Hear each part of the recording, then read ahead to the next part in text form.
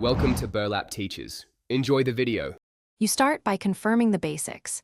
Check your device IP, gateway, and configured DNS servers. This tells you whether the problem is local.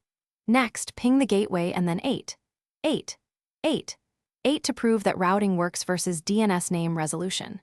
Once done, run nslookup or dig for the failing domain so you capture the exact server response. That output shows whether names fail, time out, or return an X domain, and it guides the next diagnostic steps.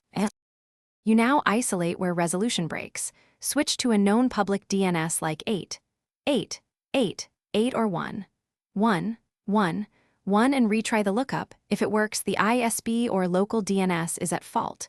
Meanwhile, check your host's file to ensure no overrides exist. Misentries can redirect or block names.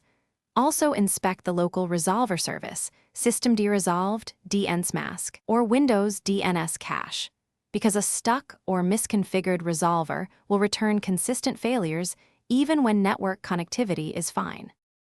You complete the repair by flushing the DNS cache and restarting the resolver or network service. This removes stale records and reinitializes queries.